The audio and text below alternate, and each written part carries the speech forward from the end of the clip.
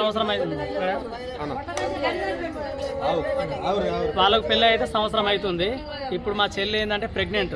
ఇప్పుడు ప్రెగ్నెంట్ ఉన్న టైంలో కూడా జాలి దయాకరణ ఇవి లేకుండా ఇప్పుడు 2 పానాలు తీసిండు లోపల నా పాపని. ఇప్పుడు మా చెల్లి ఇద్దరిని చంపిండు. ఫస్ట్ ఏమో ఆయన మంచిగా ఉండే నల్లి లేకుండుకుంటా నమ్మించి దెబ్బ తీసిపోయిండు. ఇప్పుడు రాత్రికి రాత్రే ఎంత నమ్మించినా అంత నమ్మించిండు. అదే వాళ్ళ ఇంటి వాళ్ళకైతే అస్సలు ఇష్టం లేదు.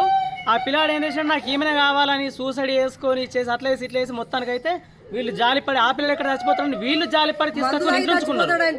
ఇంట్లో ఉంచుకుంటే జాలిపడి తీసుకొచ్చుకొని ఇంట్లో ఉంచుకుంటే మంచిగా ఆపాల్సింది పోయి నీకు ఒక పెద్ద ఇల్లు పెద్ద రూమ్ ఇచ్చి నిన్ను మంచిగా చూసుకుంటే నువ్వు ఇంచు కూడా జాలి లేకుండా నువ్వు చంపి ఎట్లా పోయినావు అన్నది ఇదంతా మీరే చూసుకోవాలి. మీరు ఎట్లయితే తెలియదు. వాళ్ళకైతే శిక్ష పడాలి.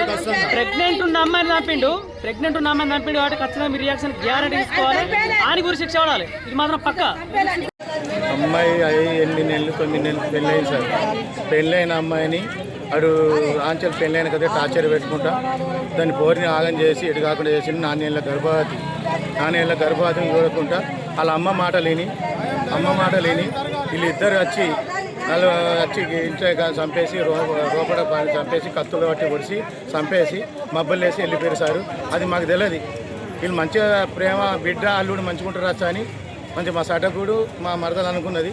వాళ్ళు కిచెన్లో ఉన్నారు. వాళ్ళకి తెలియదు వీళ్ళు మంచిగా ఉన్నారు కదా 8 నెలల కంచెలు మంచిగా ఉండరు ఏం జరుగుతారని అనుకున్నారు. చంపేసి బయటకు వెళ్ళి సారు. మాకు పొద్దుల 6:30కు మాకు తెలిసింది సారు.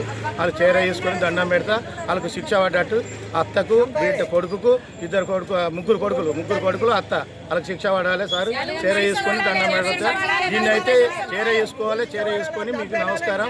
చీర వేసుకోకపోతే సార్ మేము జడ్డు పడి తీసుకోపోం. వాళ్ళ ఇంట్లో గొడవ ఏమైందో మనకు తెలియదు. తెల్లారులే చూస్తారు ఆల్రెండు కోసి పడేసి పోయింది. భర్త కాలేడు కోసి పారేసి పోయింది. ఏం గొడవలు లేవు ఏం లేవు. ఎట్లా జరిగిందో సంథింగ్ జరిగింది. కోసి పారేసి ప్రెగ్నెంట్ అమ్మాయి ప్రెగ్నెంట్. వాళ్ళ అమ్మ గోడలెత్తుకున్నది. వాళ్ళ అమ్మ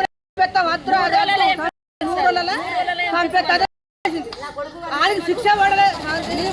మీ వల్ల కాకపోతే చెప్పుర్రి మేము అసలైన తొలి వెలుగు. ఫాలో వాట్సాప్ @తొలి వెలుగు official.